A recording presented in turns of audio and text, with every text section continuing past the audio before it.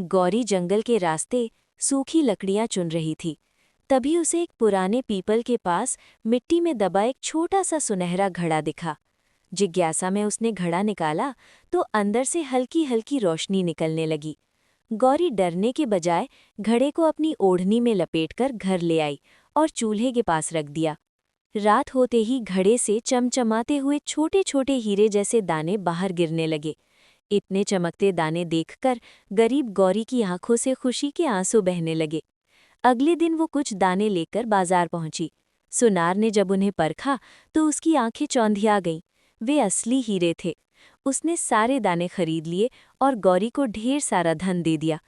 पर गौरी ने वो सारा पैसा रास्ते में मिले भूखे मजदूरों और रोते बच्चों में बांट दिया। धीरे धीरे गौरी रोज घड़े से निकले दाने गांव के जरूरतमंद लोगों को देने लगी। किसी के टूटे घर बनवाए, किसी के खेत के लिए बैल खरीदे, तो किसी के बच्चों की पढ़ाई का खर्च उठाया। कुछ ही दिनों में सूखा और गरीब गांव खुशहाल हो गया। कच्ची झोपड़ियां पक्के घरों में बदल गई और गांव में हंसी खुशी लौट आई।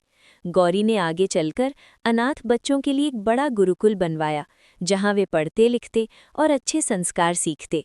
दूर दूर से लोग इस दयालुता की कहानी सुनकर वहां बसने लगे।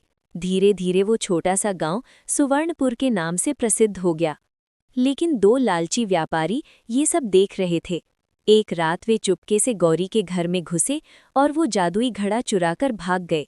गौरी उनके पीछे दौड़ी, पर अंधेरे में पत्थर से टकराकर गिर पड़ी और चोर घड़ा लेकर जंगल में गायब हो गए। अचानक आकाश में तेज गर्जना हुई, बिजली चमकी और एक दिव्य प्रकाश प्रकट हुआ। उस प्रकाश से एक आवाज गूंजी, लालच से पाया धन कभी सुख नहीं देता। उसी क्षण घड़ा हवा में उड़कर गायब हो गया और चोर डर के मारे भाग खड़े हुए। गौरी रोते हुए हाथ जोड़कर खड़ी रही। तभी दिव्य स्वर ने आशीर्वाद दिया, तुम्हारी दया ही तुम्हारा असली खजाना है। अब इस गांव की समृद्धि लोगों की मेहनत और एक दूसरे की मदद से बढ़ेगी। सुबह होते ही घड़ा तो नहीं था, पर लोगों के दिल बदल चुके थे। सबने मिलकर मेहनत की, एक दूसरे का सहारा बने और सुवर्णपुर सच में खुशियों का नगर बन गया।